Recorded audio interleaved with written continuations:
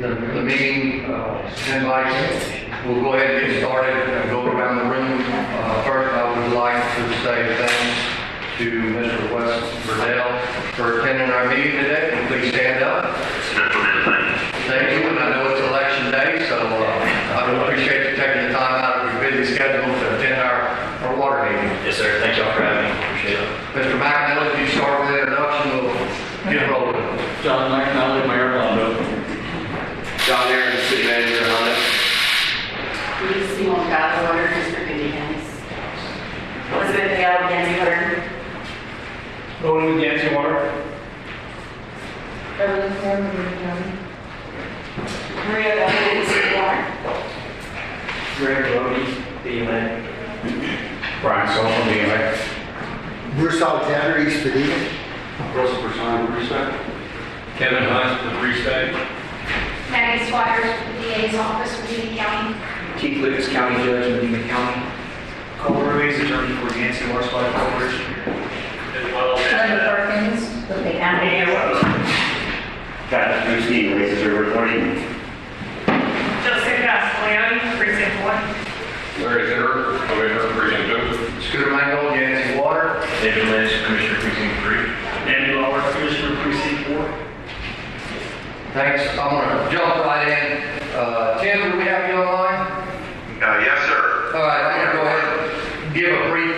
We have a lot to cover, so with that said, the first speaker that we have today is Dr. Tim Loftus. He's the general manager for BCEACD, right, Tim? Yes, Barton Springs Edwards Aquifer Conservation District. All right. And prior to joining the district in 2022, Dr. Tim Loftus served as a professor in practice and geograph and held the Meadows Endowed Chair in Water Conservation at Texas State University. He worked closely with the Meadows Center for Water and Environmental, taught undergrad and grad level courses in water resources, and mentored graduate advice in both the Geograph and Sustainability Studies Master Program.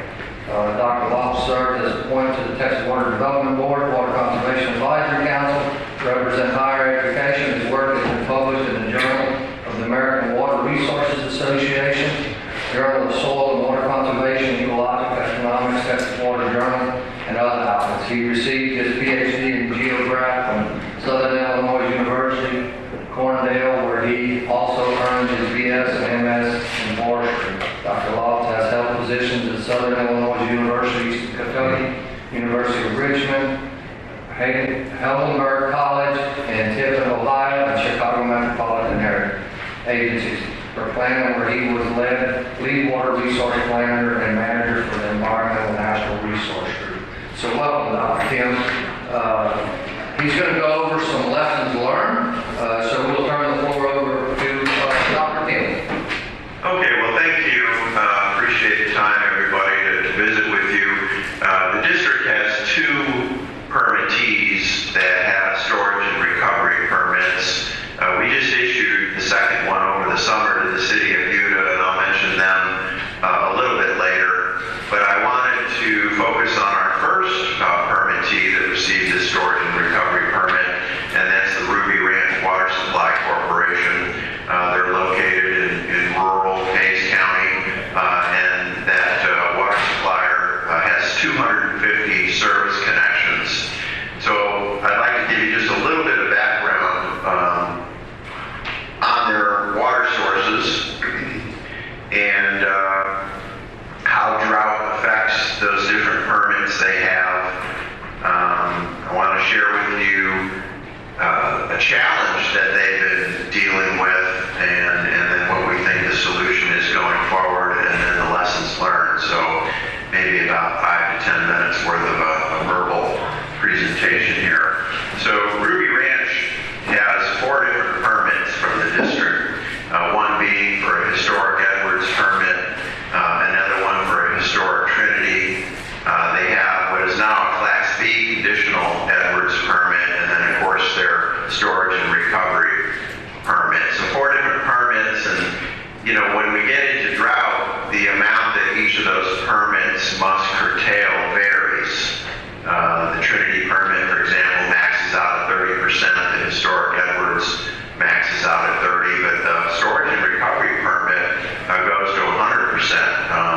no injection is allowed during drought. They can withdraw, of course, whatever has been injected, but they can no longer fill that storage and recovery well. And then, of course, their Class B goes to 75% curtailment in a worst case, in critical stage drought, which is where the district is at right now. So the storage and recovery permit that Ruby Ranch has basically takes their Edwards water during well. And so since they're using a well that was originally drilled and permitted for Trinity groundwater withdrawal over 20 million gallons a year, since they're using that as their storage and recovery well, they more or less foregone that Trinity water, because once they receive their storage and recovery permit to use that same well, they have an obligation to create what we call a buffer. You've got to take that non-native water, inject it, and kind of push aside the native water so that you've got this buffer of new water that's being injected, because of course you're going to have different water chemistry and reactions when you take, for example, Edwards water and you inject it into the Trinity aquifer. And so their target buffer originally was about 22 million gallons.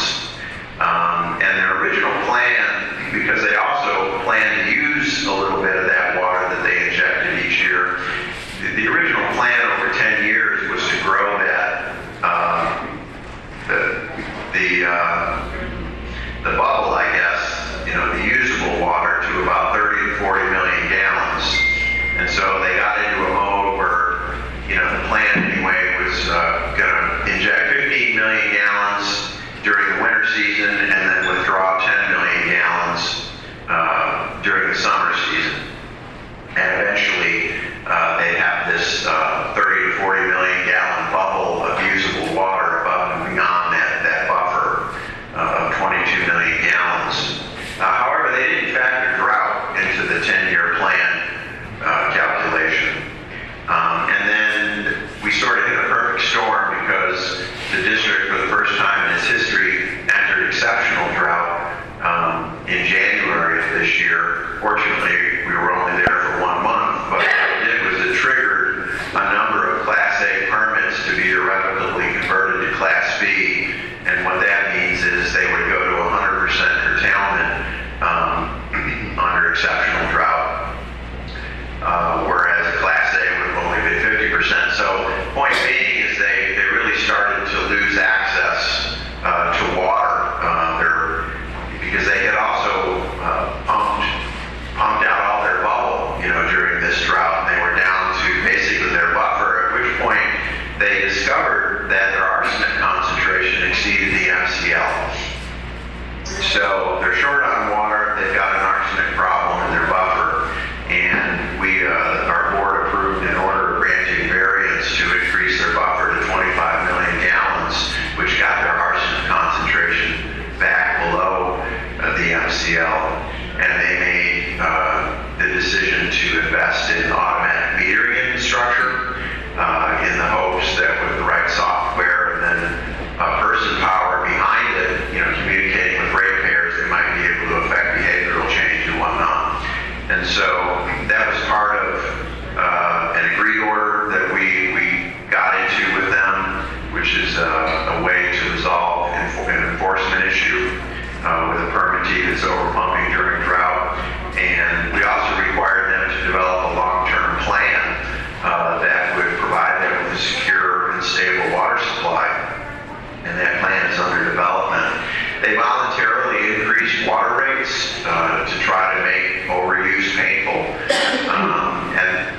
And then we more or less required of them to limit outdoor water irrigation during non-drought and during the first stage of drought, alarm stage, to just once per week. And then if we got to critical stage, which is what we just entered November 1st, no outdoor watering with automatic irrigation systems is allowed. You can still use, a handheld hose to keep your critical plants alive and whatnot. You can't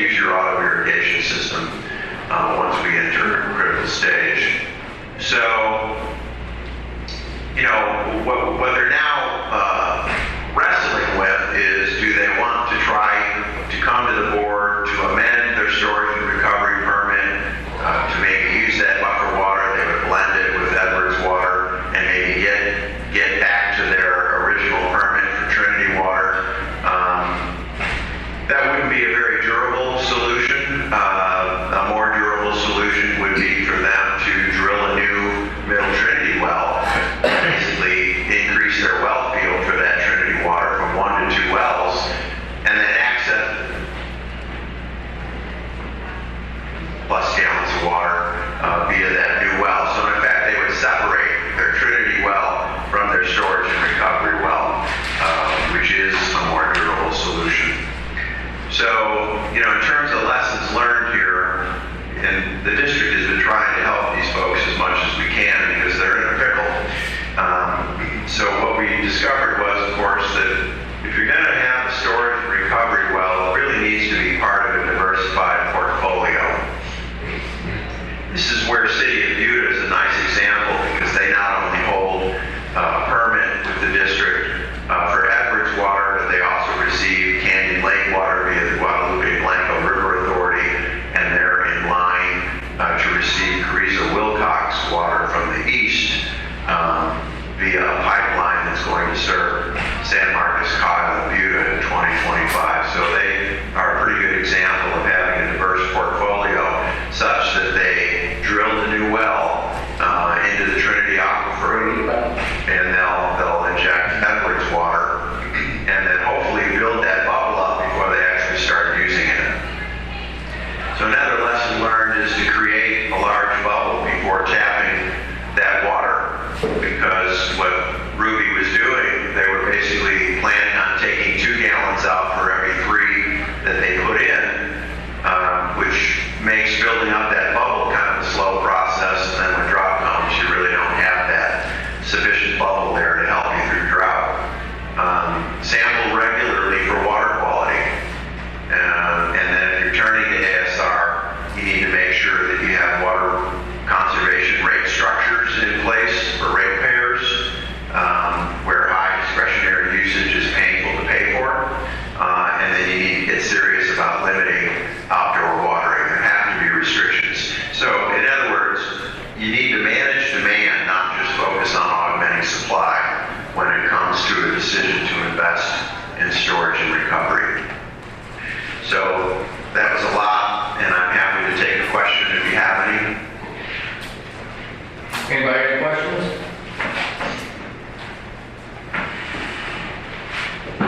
Go ahead. The water that they're putting in the storage and recovery below the ground, is there mechanisms in place with the district to protect others from being able to access that water that they're storing over time? That piece of the puzzle. Okay, so if I understand your question correctly, you're wondering if the water that's injected into the storage and recovery well will be there for the user it's intended for, as opposed to being used by nearby wells? Is that Correct, yeah. Yeah, okay. Well, we have well spacing requirements, of course. We always evaluate any new well for unreasonable impacts, including well interference.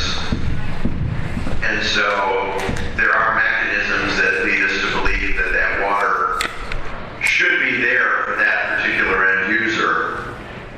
But of course, this isn't a perfect science. When we're talking about a shared resource, even the idea that that 22 or now 25 million gallon buffer is going to stay in place, may not be quite exactly what's happening down there. That water might migrate and whatnot. But, we manage that via an accounting system and do the best we can. But there generally doesn't seem to be a concern that that water is not going to be there because somebody else is using it. Did I answer your question? Any other? Go ahead, Paul. Tim, I was curious, you might have this information, maybe I need to Ruby Ranch ask, but as far as what what measures did Ruby Ranch take to protect the surface, to cover the surface to ensure no other straws were going into their boat? Well, that would be the district's responsibility. You can't drill a well without obtaining a permit, even if it's just going to be for agricultural purposes or domestic water supply. I mean, this Ruby Ranch is a CCN, and so nobody's going to drill a well without both Ruby Ranch knowing about it and the need to apply for a permit from the district. So they didn't, what I'm hearing is they didn't encumber the surface, they didn't own all of the land, like over the footprint of the bubble? Was there any other, or is it just the permit itself that is presumed to protect that bubble? I think the concern is ultimately that if you create a bubble and the surface is not ultimately owned by the utility, conceivably somebody could drill a well and still meet the district's permitting requirements to do so, and would end up taking water from the bubble that was created by the ASR project. Yeah, I mean, that's a good question. We haven't encountered that issue. Nobody's really raised that issue. I can't really speak at the moment to how well their CCN lines up with the expected underground area that bubble might include. And so I'm left to assume at the moment that it's a non-issue, but I suppose it could be, Answer your question? Yeah. Thank you, Phil. Any other questions? What was the total cost for recovered water? I'm sorry, could you repeat? Total cost for recovered water per acre foot? Total cost of water per acre foot. Total cost? Yeah, for the ASR. Well, I mean, the water that they're paying for to inject is 17 cents per 1,000 gallons. And so their cost to withdraw is, electricity basically, and whatever treatment they might be doing. But the cost of that source water, which is dominantly the historic Edwards, is 17 cents per 1,000 gallons. I don't have that translated into an acre foot, but it's not much. Yeah. Good, Mike. Any other questions? Would they do it again? Tim, I'm sorry? would they do it again? Well, I mean, again, we've got lessons learned here. I think that the durable solution here is to drill a second Middle Trinity well, and it wouldn't come with an additional request for production volume, which would be controversial, given that we've been in drought for 29 months. But it's really just adding a well to the Trinity well field, if you will, so that they could access the Trinity water that they're paying for every year with renewal of their permit, but they're not able to access because they're sharing that one hole in the ground for both historic Trinity water and their storage and recovery water. So would they do it again? I mean, they can solve the problem, I think, by drilling that second well, and then maybe because they have access then to another source of water, not withdraw as much of the water that's ultimately injected into that well until that bubble gets big enough. They never really had a super large bubble, and so during drought it easily went away. They were down to their buffer and had an arsenic problem. So I think, again, it goes back to this idea that you really should have, ideally, a diversified water portfolio. Any questions, Mr. McLean? Any other questions? Hearing none. Tim, thank you very much for your time. I greatly appreciate it, and we will stay in contact. Okay, well, my pleasure. Thanks, everybody, for your time. I'll sign off. Thank you. With that said, next speaker is Mr. Travis Rutsky. Yes. Floor is yours, sir.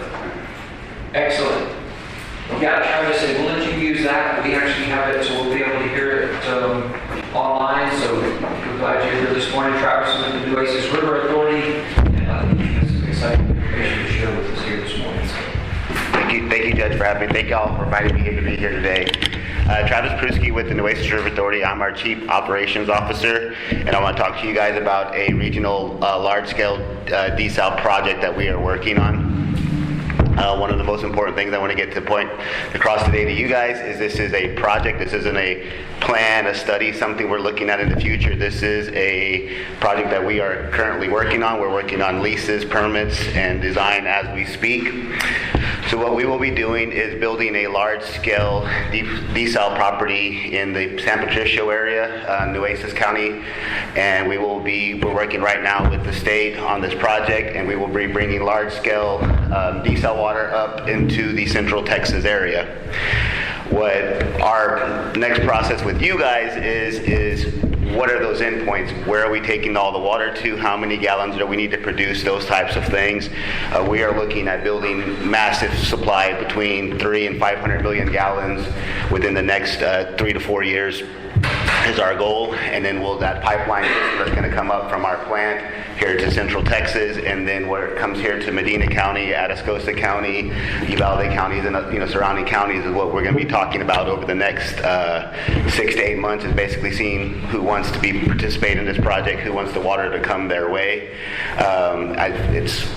We're very, very excited. We've been with the regional water planning groups for a while. I'm a voting member on Region L, so I know the water concerns very, very intimately here in Medina County and the rest of this area. We are also the regional sponsors for Region N. That's the coastal regional planning group. So we look at over 45 counties and their water supply issues, and that's why this project is happening, is because we know we need a lot of water here in Texas, and not just for our growth, but even just to maintain our existing way of life here. We need water, for whether it's agricultural, whether it's for the Eagle Ford Shell, whether it's for municipal. I know there's data centers, all types of people who need water, and that's what this project is going to incur.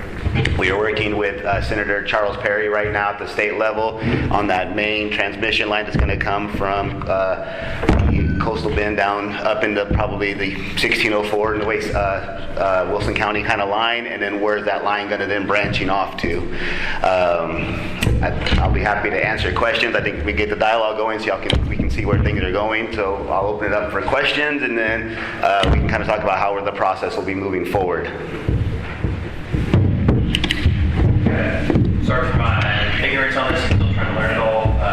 Hey, would you think the mic, just if we could make sure,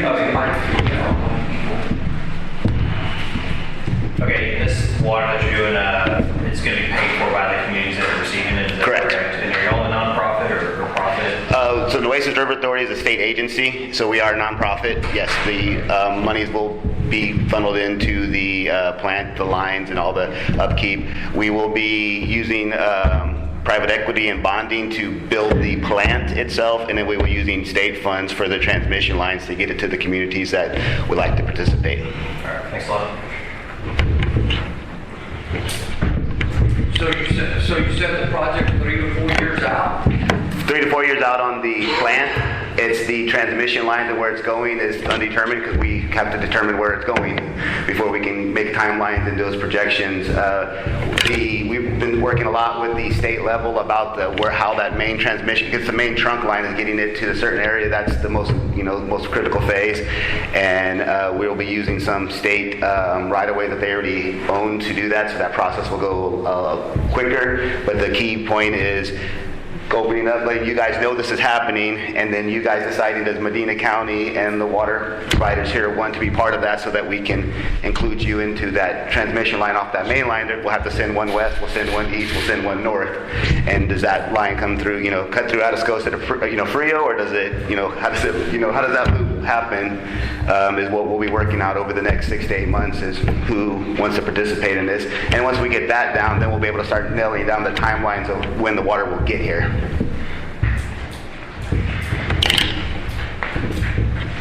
For a community that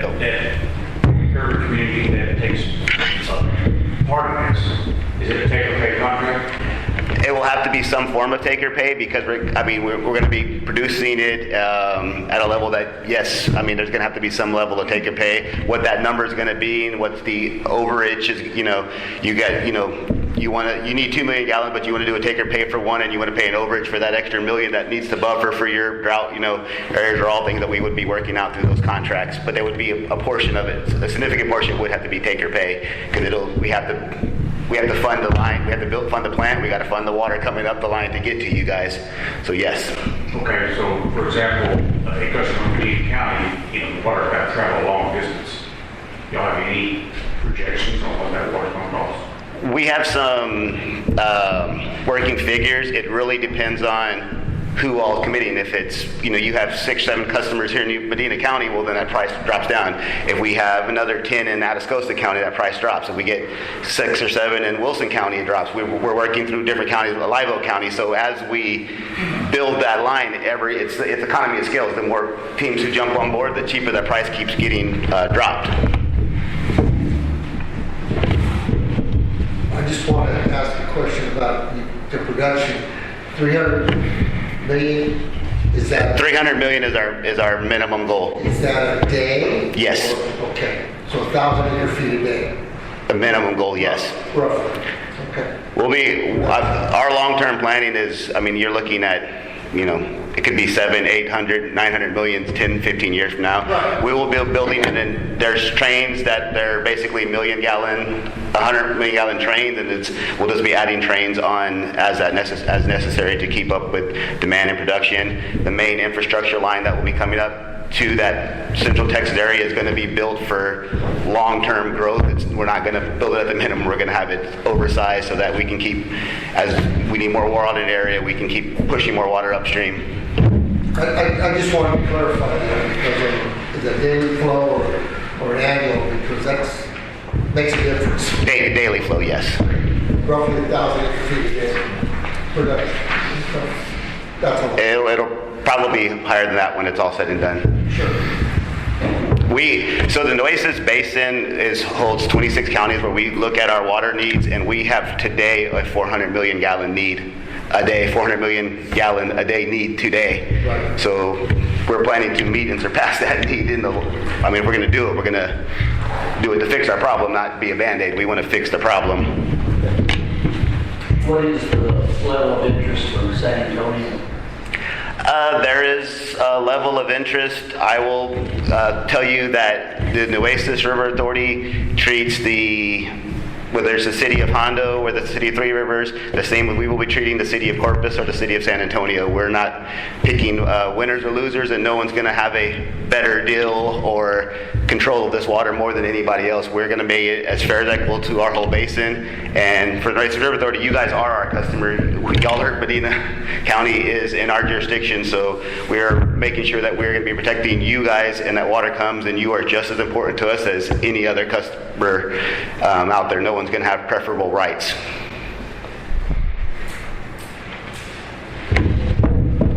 So what happens, are there any financial penalties in the case that you're unable to deliver that water? Is this a Yes, all that will be worked out through the contract phases. Yes, we are, yes, we need to deliver the water, obviously. Yeah, yes. so if you were to have a leak, and we'll have redundancies in our systems. We understand the responsibility that we're taking on with this project, and we will have the crews, the redundancies, the issues that we need to fix. Is in the course of our lifetime, is there ever going to be a problem? No, something is going to happen, but the key is to get those problems fixed as quickly as possible and keep things moving. But you're looking at a pipeline system that will probably have billions of gallons in the pipeline system. So if a section goes down, it's not like it's going to drain out the whole line. and what about water quality going into the plant? Is it consistent water quality that would be going? Yes, so we are taking, our permits are going for offshore intake and discharge. So we won't be, if you've been paying attention to any of the issues with what the city of Corpus Christi is trying to do, we're not dealing with any of the bay environmental side or any of those things. And the best part of it is our project it's 100% drought free.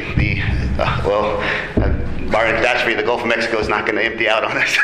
So we can keep producing as much water as needed. Understandable. Thank you. How big is the pipe?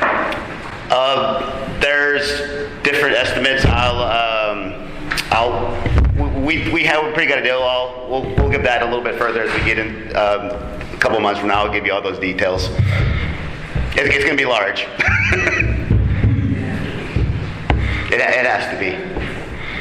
Charles, do y'all hold permits currently for the saltwater? The city of the Port of Corpus Christi, who we're leasing the land with and our contract's going with, has a permit now. We are already working on so they have a permit for the intercoastal channel there. We are working on the new permits for the expanded size to go into the Gulf, which are night-day difference easier to obtain versus the bay and intercoastal permits that were originally obtained.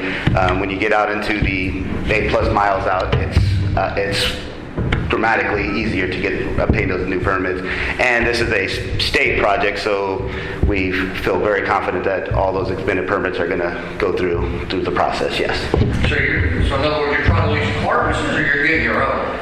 No, we are leasing land from the Port of Corpus Christi, not the city of Corpus Christi, the Port of Corpus Christi. And the Port of Corpus Christi already owns existing permits. So like the city of Corpus Christi doesn't own permits, they're working on their permits.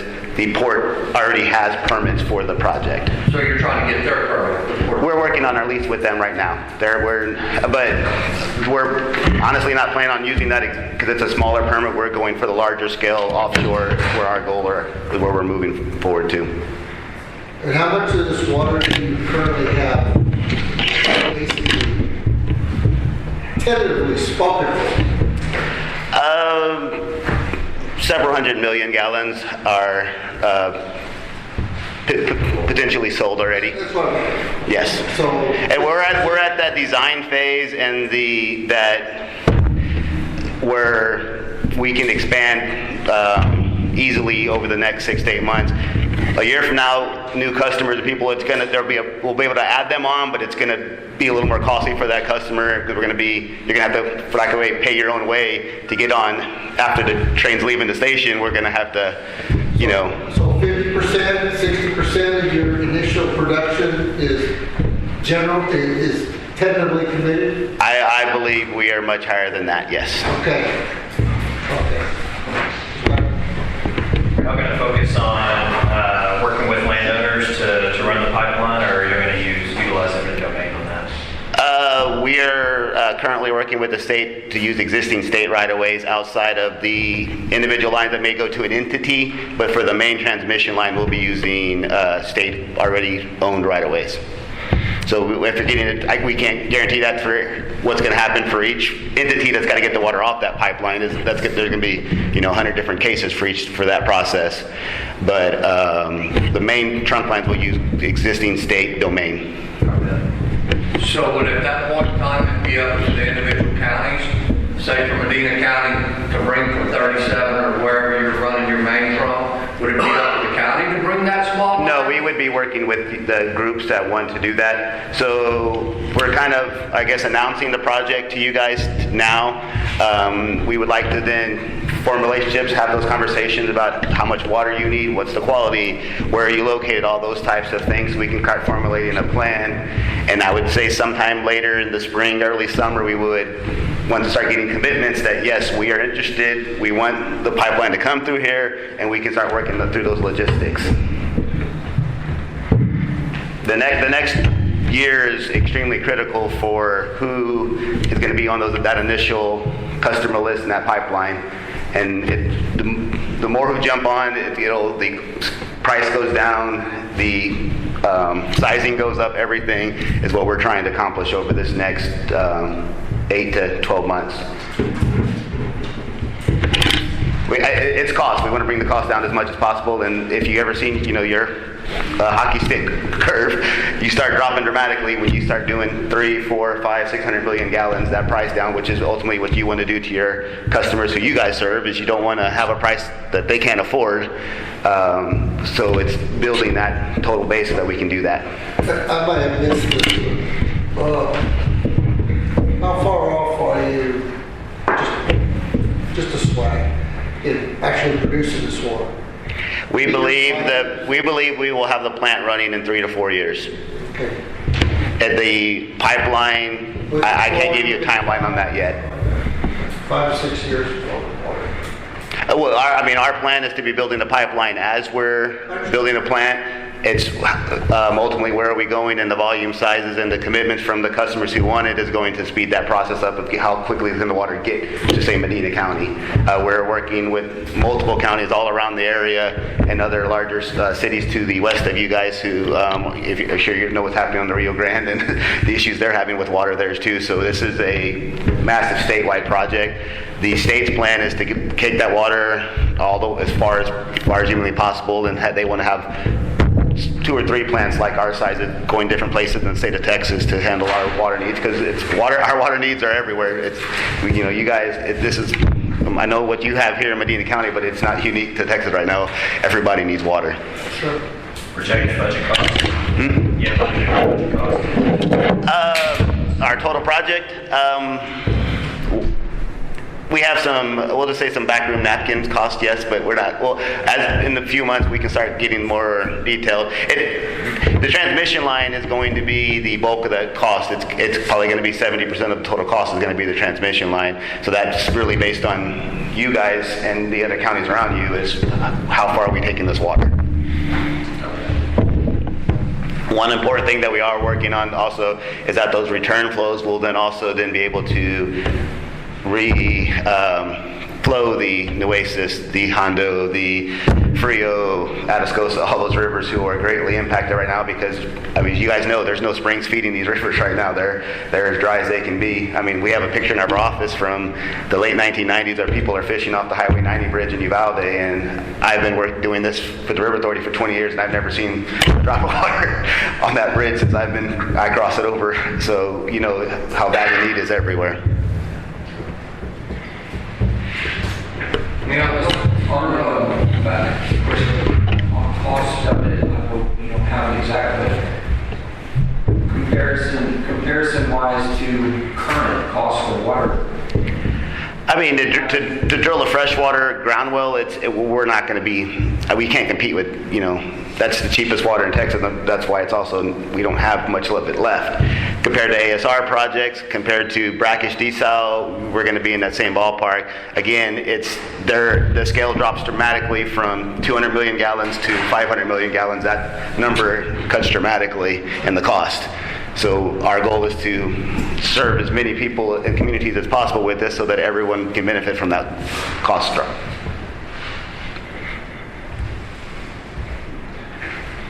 Any other questions for Travis? Well, thank you, Travis. I appreciate your time, and I'm sure we'll be talking with you. Thank y'all. I'll stick around for a little while if anybody has what's my card or any of the information. We can start to go to extra meetings and stuff. Thank y'all so much for your time. Thanks, Travis. Thank you. And I normally don't dress like this. I apologize. I have to do a speaking engagement in a couple of hours, so I like to normally wear polos as well. You're good. We don't hold dress. Don't hold that against me. Would you like to be next, sir? Jennifer, can you cue me up? See if I can run all this.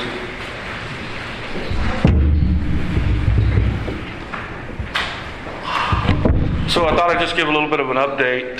Since the last time we met, the regional planning group has kind of put together the project. They've presented it to their executive committee. No issues there. We have been coordinating with them because there was a bit of a cost difference when I sat in on that meeting, so I've been kind of working through that. And I've tried to kind of reconcile to where we were at. So I wanted to kind of present that to you today. This will be up for full consideration of the planning group on Thursday to be added to the plan. And so, let's see here. So this is going the wrong way. So these were the slides they presented yesterday. You can see this is the map they put together. It pretty much follows what we've been talking to you about for the last several months. We've got the ASR that's going to be up near BMA Siphon 2 in the northern part in the Trinity. So all the wells, the sizing, the yield, and all that, they took that as we presented it prior to that. They split this into a couple of phases. looking at basically about half the production in the 2040 time horizon and the remainder of that in the 2080 planning horizon. So right now the state water plan is going from now until 2080. That's the current cycle that we're in, and so that's kind of how we've laid this out. That probably won't be exactly how it would go, but for planning purposes, that's kind of where we're at. The other thing to point out to you is the plan is updated every 5 years, right? So, you know, in 5 years, we'll be further along, or we'll know more, and so we'll be working to revise and update as all the other water management strategies in the plan are going now. One thing that I don't have in here that might be of note to the group is they are adding a water management strategy for Edwards transfers. That is probably to date how most of you have met your unmet needs, is you transferred water current rights to you, either taking an irrigation permit or buying water rights outright, or a developer or whoever might be giving those to you for their development. They've put in a water management strategy that they'll present. It's roughly, I think, about 15,000 acre feet, so just a little north of the yield that we have here.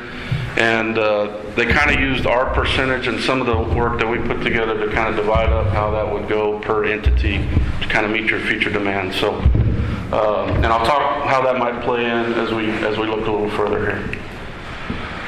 This is how they kind of broke up the strategy for the yield. They basically used the rough percentages based on meter count for right now to distribute these totals, and you can see down on the bottom right there at that 12.5 that we've been working to project. They do have some environmental cultural considerations. Obviously, most of these are indicating there'll be some additional studies that are needed. This is pretty typical. That first one, they're saying maybe minimal concerns. It could be a number 2 as well, but this is kind of their pre-look at kind of the environmental and cultural considerations for the project. These are all standard kind of practices. So they use a uniform costing model that the board has put together. And so when they presented, this is the number that they showed me. And so what I want you to focus on is that total project cost of $229. You know, we were north of kind of 700 when we were talking. So obviously that kind of got my attention when I was working with them. So kind of subsequent to the meeting, we had some interaction on what they're putting in the model versus what kind of we have laid out. One of the things that they were assuming in that first iteration is that they would only have to disinfect water, just chlorinate it and put it in the ground. Right now we're contemplating surface water. I think the level of treatment might need to be in excess of that strategy. So I asked them to consider a higher level of treatment. They've done that and they've revised the numbers. We had some kind of dual pipelines in our project. They used them as single. So I kind of worked through, they've arrived at this 480 million is where they're at.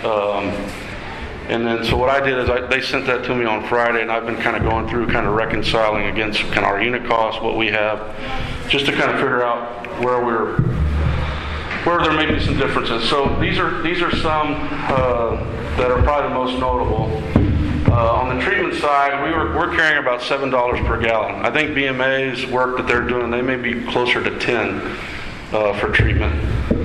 In the plan number that they're using roughly 4.87. So prior to that revision, they were much lower than that. And we have a treatment capacity of 36 million gallons. So when you multiply 36 million times any number, that tends to drive what that number is. So that is a difference that we have, that we're carrying versus what they're carrying. There were some differences in pipeline estimations and cost. But overall, the unit cost, like for their 12-inch versus our 42-inch, they were carrying a 36 as a trunk line. I asked them to revise that to 42. All of those unit costs seem to be, within a ballpark of one another, so I didn't see a whole lot there. Some of the lengths that they estimated versus us, some places we had dual lines, they had single lines. So if I consolidate to that, that kind of reduces what our number is. The land amount, they're estimating about 95 acres. We were carrying about 250 in the plan, so obviously a difference in the total acreage required. They're using Texas A&M real estate numbers, so a part of these differences in these numbers, they're using statewide averages, probably numbers that come in. So, there's going to probably be a little difference of apples and oranges. So they're carrying about $5,400 per acre. I was carrying $30,000 per acre. I kind of know what land's going for in Medina County, and so I feel like that 5,400 is probably a little low, to be honest with you. But that's what they're carrying in the estimate. So I'm just trying to give you some details on where some of those differences are. We have separated out the test well. They've just kind of included everything in phase A and phase B. That's probably driving a little bit more cost on our end, but I think it's an important piece. We obviously don't want to spend their number or our number before we know for sure we're going to get what it is we're trying to achieve. And then the pipeline links that they had were less, but the unit costs were comparable. When I do all that and try to align our estimate, we're roughly within about 10% of one another. So the question for me is, do I want to revise the number that we've been showing, or do I want to stick with that? In talking with the planning group, I think for the most part we need to make sure all the elements are in the plan that we plan to carry out, which I think they have captured. So I'm less worried on the overall cost number as far as we move forward between us and them, but I'm just trying to make sure all the elements, so if we're going to have treatment, it's got to be in. If we're going to have main trunk lines, all the interconnects, all that type of stuff needs to be in the plan if it is something we want to execute on. Our team, I just sent this out to our team this morning. I've been going over the weekend trying to do the comparison, and so they're going to review those, and we'll work to align and get the final out to you guys here in the next week or so. Just a reminder, regional plans are updated on 5-year cycles, so these things are going to be refined as we carry out things. One thing I did talk with the planning staff about was we have these interconnects that are in our plan. And been talking with Scooter and a few of you. There is potential that those projects could move out, whether or not you have ASR or not, right? To create resiliency in the systems that we have so we can move water around. Whether you're going to tie into his pipeline or tie into this project, it would be nice to be able to move things around between systems. So I'm talking with the regional planning group. We will not make a change going into Thursday's meeting. So we're going to try to get this approved, but there is a timeline kind of between that time and February, March, where they make minor revisions. We have discussed maybe moving those interconnects to that Edwards transfer water management strategy such that they could be carried out in advance of anything in the ASR project. So that is something I need to work through planning staff with, but we are having discussions on the best way to handle that to position you guys for funding and the things out of the state water plan. So that is something to come. I will say the only issue that I see with that move is that not every entity is in that Edwards transfer water management strategy. So I think Lacoste was one that did not have an Edwards transfer amount in there, and so that might impact the connect that we're showing between East Medina and them. So there are some things I got to work through to get that figured out. But we are having those discussions, and we'll continue to kind of work along those lines to position the group move forward. This is just the same kind of data I've been showing you on what we're proposing. Map hasn't changed since the last time that we talked. I showed you their map. They've just taken basically our shape files and created their own map.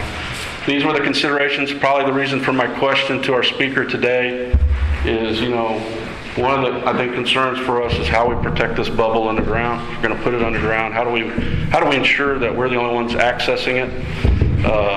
That will be something, and we've been talking with Cole and others on how we might try to do that go forward. The other that I wanted to bring up to you is we mentioned that we will have to go to the legislature to get the ability to drill through the Edwards to the Trinity for this ASR. Barton Springs, who you heard from earlier today, Ruby Ranch had to do the same. There's been a couple of exceptions that the legislature has granted. MBU is one and Barton Springs is the other. I think Georgetown was trying to get one in the last session is what I understand. I think it got vetoed at the end because the governor, my understanding is the governor was pushing some other legislative agendas and vetoed a lot of stuff, just not necessarily on merit, but just to kind of force the issue for the ledge to focus on some issues. So we've been in discussions with EAA on that and are working to have it on their legislative priority. I believe they met with Senator Perry on trying to get the ability to do ASR within the Edwards region. as we go forward. That will have to be a priority for this group and for others to be able to move these things forward. Unfortunately, the state views these as injection wells, even though we're putting fresh water down into the ground, not wastewater. And so it's somewhat of a technicality, I think, but it is something we need to overcome as a group and are trying to position to be able to do that through legislative work in the spring. Do you have a strategy or something close to it? We're working towards that, but yes, I think we probably have some stuff based on the previous exceptions that have been made. So I think the Edwards approach may be to get this alleviated in the region as opposed to us getting maybe a one project exception. So everybody's been going to the ledge, getting these exceptions to it. I think having EAA on board is to try to get to where we have this flexibility no matter what entity wants to come forward to do these. So again, it's fresh water into the ground, so I wouldn't view it the same as if you're injecting a waste down in the ground for storage. So obviously we need to work with the local groundwater district. That was kind of why I was asking those questions, probably Cole, the same reason. Some have talked about well spacing and other kind of approaches. Some cities have done ordinances to limit wells being able to go within their jurisdiction. So that is something we're going to need to kind of figure out and how we go about doing that. I guess with that, we're teed up for Thursday. I think it'll be a very long meeting. There's over 30 strategies. Judging by the executive committee meeting that I sat on, it took several hours to move through all these. But anyways, I think the message today is we're on track. The goal we had set was to try to get this into the plan as a water management strategy. Our only opposition at the get-go was saws. I don't know whether they'll be in opposition comes Thursday or not, but they were probably the one lone opposition when we first presented this strategy. Hopefully, maybe they'll come around. To me, it's not much different than a strategy they have in the plan to expand their ASR facility. In fact, I would compliment them on their leadership in ASR in the region, and we're all just following suit. So I hopefully we're teed up, and we'll have the support of the group, much like the project.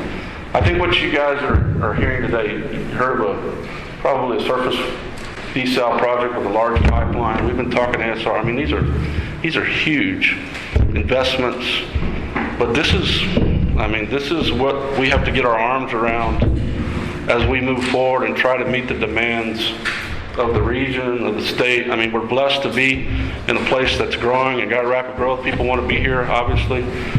Maybe not everybody likes that, but that's kind of and how we meet those demands is going to be very challenging. And so, there's a lot of things kind of on the table here that, from an engineering perspective and being maybe a little bit of a nerd, are kind of exciting, right? It's pretty impressive to see the magnitude of what we're going to have to do if you look down the 10, 20 years. And, we may get pushed back. We have surface water. I think our ASR project is trying to contemplate both groundwater or surface water as a potential source. I've kind of held that intact. As we've gone through the planning period, someone could argue the surface water at this point costs a lot to treat, to inject, but in 20, 30, 40 years, I don't know whether that'll be the case or not. And so if you're in a 50-year planning horizon, right, in the water business, I think we want to keep all the options on the table as we move forward and not try to remove something too early in the process. And so that's why we try to maintain that. Obviously, how this group goes about that is going to probably be very fiscally responsible, and we're going to try to use the least cost options as we move forward.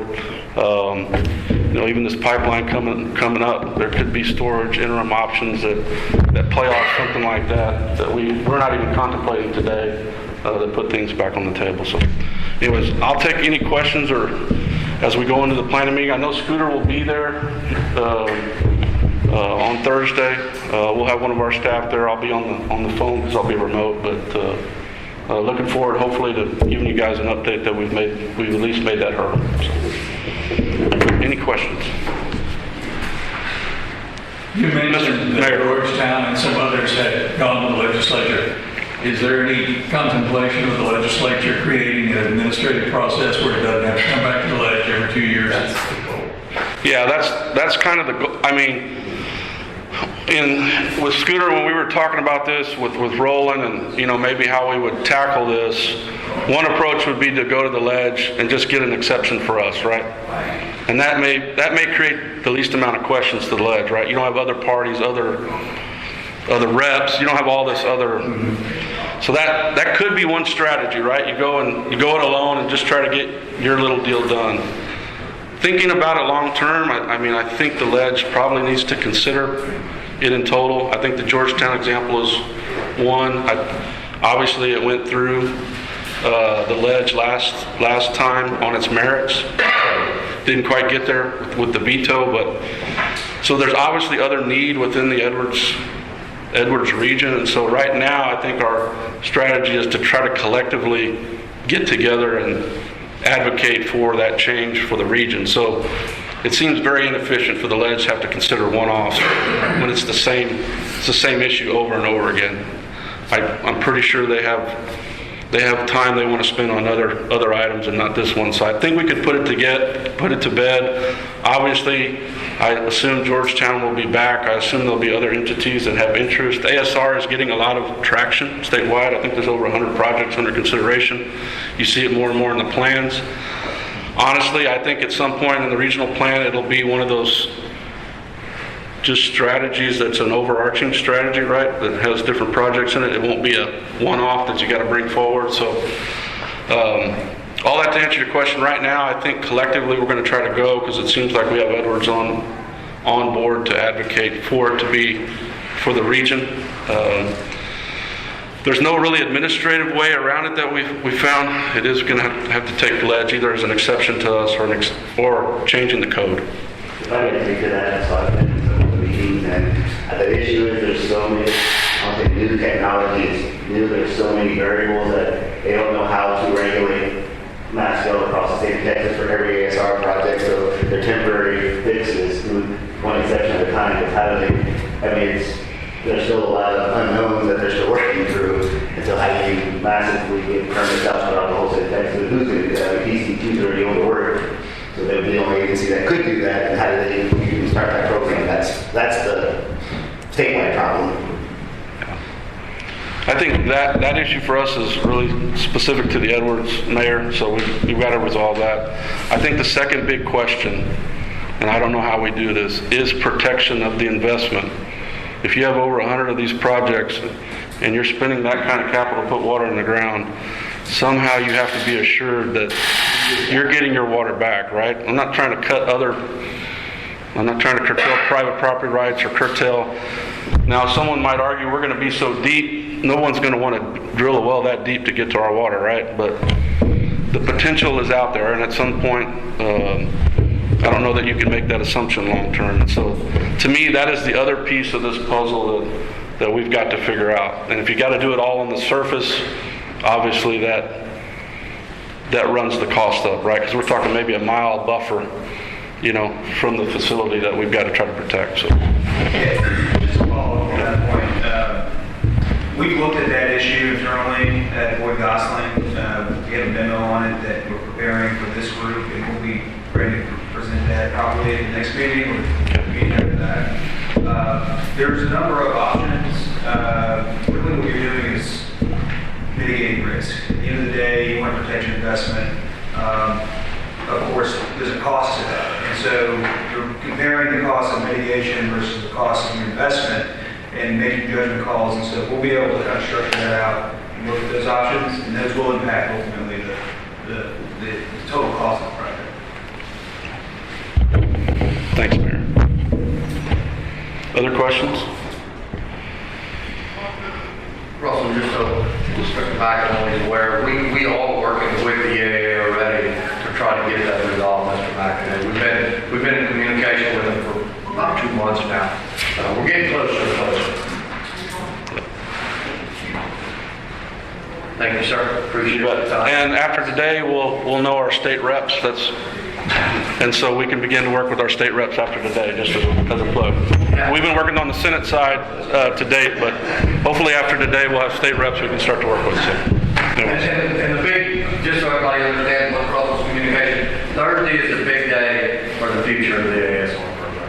As long as we can get that voted through the regional committee, that gives us the right Friday or Monday for Miss Elizabeth to start working on the grant process and get rolling on that real soon.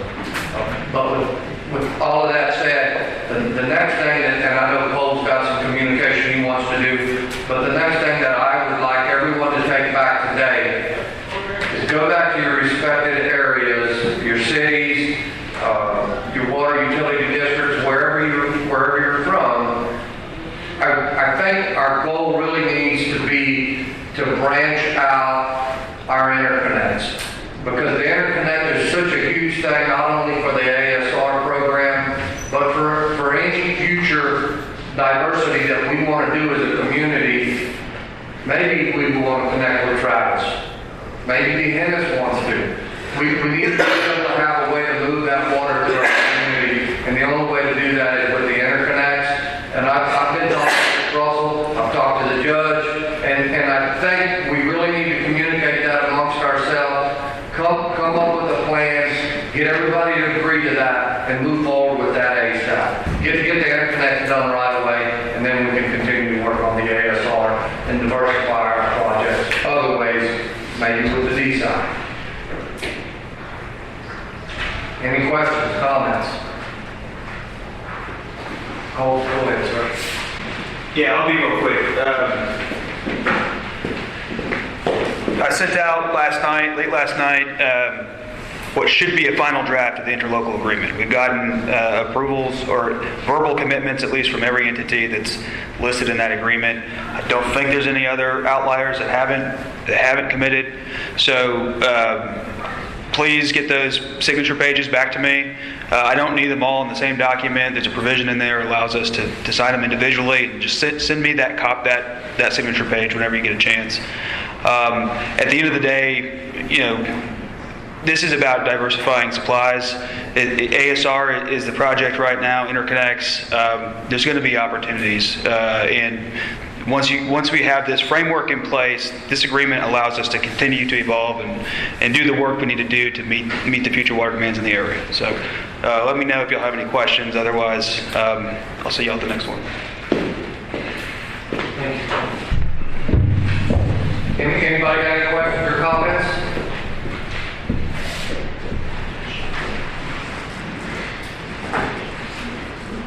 Andrew, are you on? I am. Good morning, everyone. Any comments from you, ma'am? I think I was following the conversation about the drilling through the outdoors, and I think I worked with some questions about how that affects permitting, and the statute is just to allow the injection to be permitted, but TCEQ will still have to approve a permit. So I just wanted to make sure that understanding was there. It gives the project the option to happen, but you'll still need to get a Class 5 well authorization for TCEQ, even with the additional legislation. The legislation just gives TCEQ the ability to issue that permit. Yeah. Thank you. Michelle? You with us? No, Michelle? Anybody got anything else? Judge, would you like to add anything? The only thing I'd add is just echo what you said. I think right now the interconnect deal for us is so important. I think when you look at our water lines, like we look at our highways and our roads, and right now, we wouldn't take a county road. It's not 300 feet short of a state road. We need to network this thing. And I think with a lot of things that are coming right now, for us to be able to, receive or get it aligned at any corner of the county or any source, that we could distribute that without just the redundancy of all of it. So I just think it's really, really important to me. That seems like should be our top priority at the moment, because I think it'll drive so many things as we move forward here and put us all in a position to do something really good, so. Anybody got anything else? If not, I got one closing statement. First of all, I'd like to thank the judge for everything he's done to support this project. I'd like to thank the commissioners. I worked quite heavily with Larry, day in, day out, day there, and the support that I get, not only personal, but from the NC Water standpoint, in our community to try to do the right things for our water system. I honestly feel that we're probably years in advance of some of our counties with some of the requirements that our commissioners enforce on the developers moving forward. You know, the reclaimed water that we're making them do. And that's huge for this county, and it's huge for us personally to have drinking water in the morning. So thank you, commissioners, and thank you, Judge. That's it. We'll set the next one up for December 25th.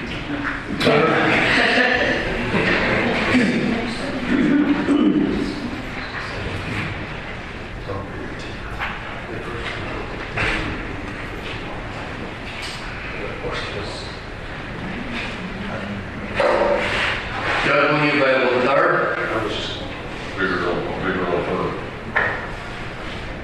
No, that's right. Yeah, no. 2nd? We have commissioners board on the 2nd, but we, Board? in the morning. We set up for 11. Yeah, we could do it later. We'll do 11 o'clock on the 2nd. Good enough. December the 2nd, 11 o'clock. We could actually try to do 10. We could probably do 10:30. Okay, We can do 10:30? Yeah. 10:30. Okay. December 2nd, 10:30. Elizabeth will send invites to everybody. I will also text Liz Thursday as soon as I know